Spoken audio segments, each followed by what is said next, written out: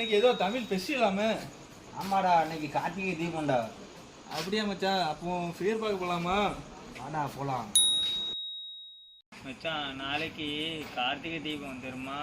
ஆமாம் மச்சான், கார்த்திகை தீபம் போய் சாமி பார்க்கலாமா மச்சான்? ஆமாம், காலையில் எழுந்திரிச்சு கோயிலுக்கு போய் சாமி கும்பிட்டு வரலாம். ஆமாம் மச்சான், ஒரு 6:30 7 மணிக்கெலாம் போயிடுவோம் மச்சான். சரி மச்சான். இன்னைக்கு ஏதோ தமிழ் ஃபெஸ்டிவல் சொன்னாங்க, ஸ்கூல் லீவ் விட்டுருக்கலாம். நம்ம ஸ்கூல்ல இருந்தாலும் கேம் தான் விளையாட போறோம். பப்ஜி வீட்டில் இருந்தாலும் கேம் தான் விளையாட போறோம்.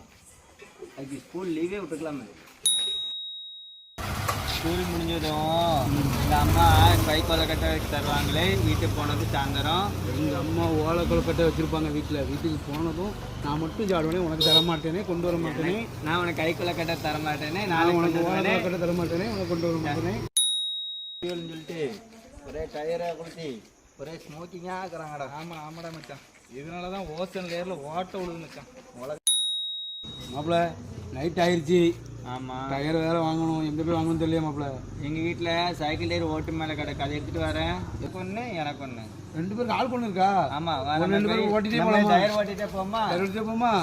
கார்த்திகை டயர் எடுத்துகிட்டு கொளுத்திடுமா? கொளுத்துவோம், கண்டிப்பாக கொளுத்துவோம். அதானே கார்த்திகை தீபம். கொளுத்திடலாம். எடுக்கலாம்ண்ணே.